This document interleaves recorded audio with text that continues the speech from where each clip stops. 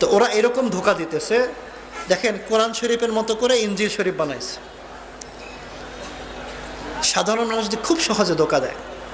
এই জন্য এই মজলিসে আমার আবেদন থাকবে যে এই কাজগুলো আপনাদের যাদের চোখে পড়বে, আপনারা কৌশলে উদউ ইলা সাবিলি রব্বিকা বিল হিকমাতি ওয়াল মাউইজাতিল হাসানা, সুন্দর কথা এবং কৌশলের মাধ্যমে এই ভাইদেরকে বুঝাবেন।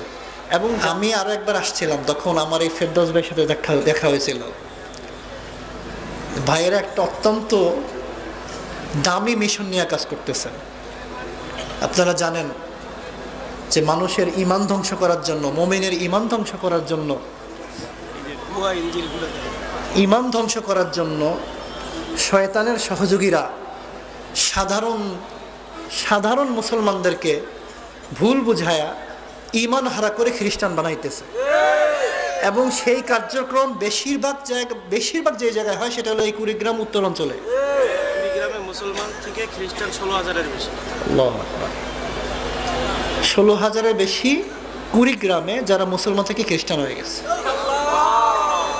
এরা ধোঁকা দেয় কিভাবে দেখেন, যে হযরত ঈসা আলাইহিস সালাতু ওয়াস সালাম যখন এই দুনিয়ায় আবার আসবেন, ঈসা আলাইহিস সালাম এখন কোথায়? আল্লাহ পাক জিন্দা উঠায় নিয়ে গেছেন, ঠিক না? আবার যখন আসবেন তখন নবী হয়ে আসবেন, মানে নতুন শরীয়ত নিয়ে আসবেন, নাকি নবী পাক মুহাম্মদ সাল্লাল্লাহু আলাইহি ওয়াসাল্লামের শরীয়ত অনুযায়ী কাজ করবেন? অতএব ঈসা আলাইহিস সালাম যখন আসবেন, নবী পাক সাল্লাল্লাহু আলাইহি ওয়াসাল্লামের শরীয়ত অনুযায়ী কাজ করবেন। তার কাছে তাওরাত, জাবুর, ইনজিলের জ্ঞানও থাকবে, তিনি মুস্তাহিদে মুতলাক হবেন, কিন্তু তিনি নতুন কোনো শরীয়ত নিয়ে আসবেন না।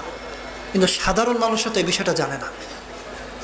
তো ওরা বলে যে যেহেতু নবী ঈসা আবার আসবে, এটা ঈমান আপনার আছে, তাহলে তার উপরে এখন ঈমান আনেন।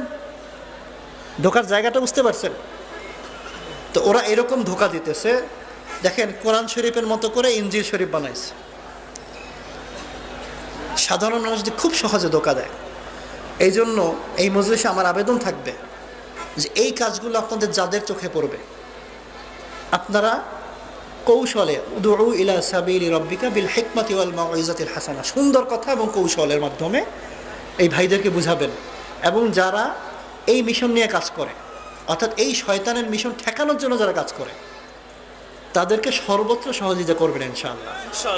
এই আমার এই যে ভাই আছেন, ওনাদেরকে ফেরদৌস ভাই সহযোগিতা করবেন ইনশাআল্লাহ। ওনার জন্য দোয়া করবেন খাস করে, যেন এই মিশনটা বেশি বেশি চালায় যেতে পারে। সকলের কাছে দোয়া চাই। আসসালামু আলাইকুম ওয়া রাহমাতুল্লাহ।